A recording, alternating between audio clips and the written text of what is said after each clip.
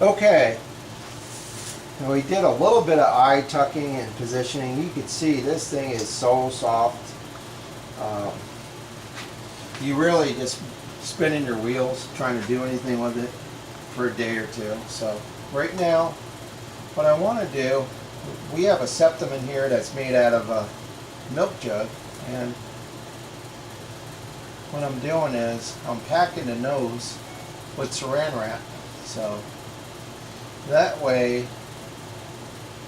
this inner nostril will stay in place. It'll dry exactly the way I want it.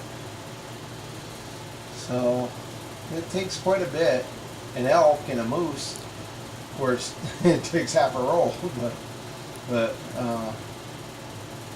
anyways, we're just packing it. If we got too much, you just snip it out. But we want this packed tight right there, like that. Okay. And then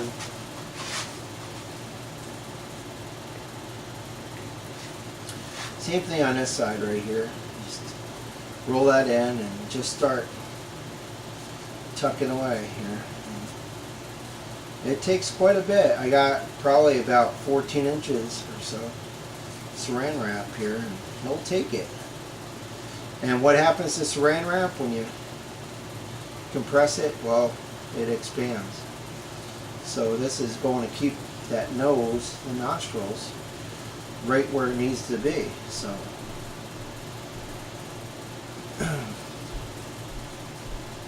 but again, if I have too much, take your scissors, snip it, whatever. I've been doing this about 15 years, so I kind of sort of know exactly how much I need. That's pretty close there. All right. Okay. Yeah, I'm just trying to line them up a little bit. Tomorrow, you can see all this extra hide piece coming out of here. But tomorrow, they'll have a chance to dry a little bit, stretch a little bit more. I've been using reference. I've showed James Delphier some reference of Two Bucks Fighting.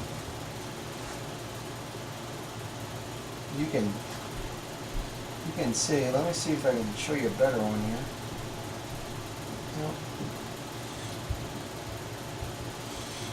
Okay. I'm not certain if we're It's a going to be able to reference see photo it. here.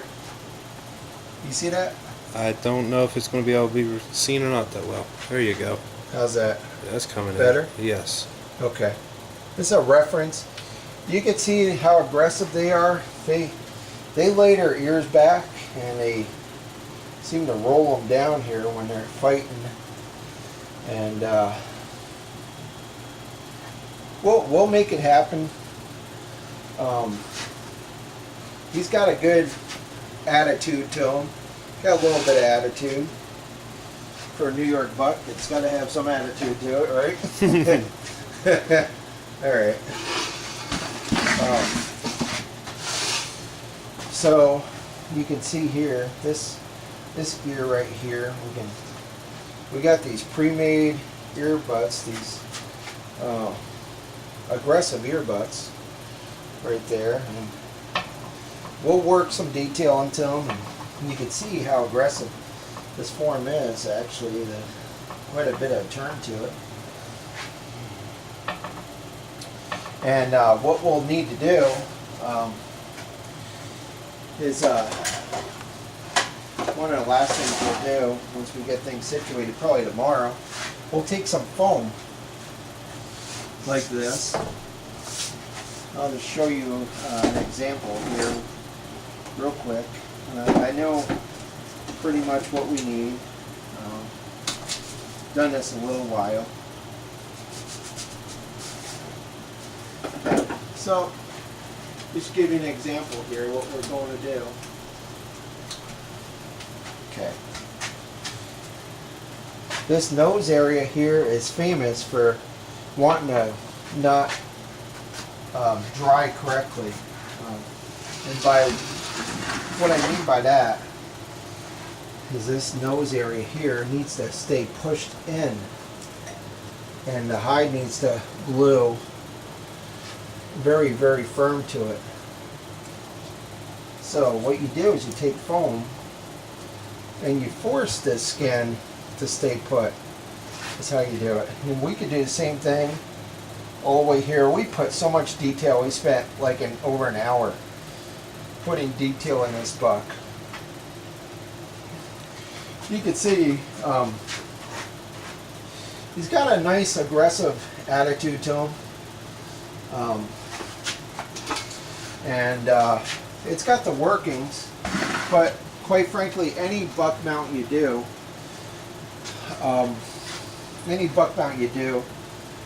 the first day you're really, you're mounting it, getting it stitched up and all that, but there's a lot more work we need to do to this thing. But same thing on the other side. We'll take, I have one T-pin right here, and off camera we'll hook them up. Same thing here. We're just going to have that put in place right there. And then tomorrow we'll be able to play with these eyes a little bit more and square them away a little bit better.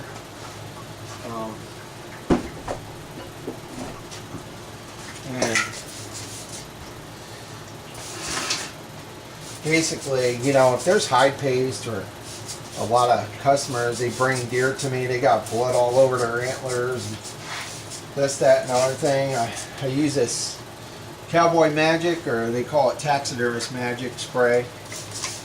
And it gives a nice luster to the fur, the skin. If you don't have a nice brush, then you can use just some Q-tips and clean the eye that way. But do recommend go to artist store, hobby store. HQ Supply has a big selection of brushes, and just clean your eyes with those brushes. Make sure they're real nice, like that. So, all right, we're about done for today.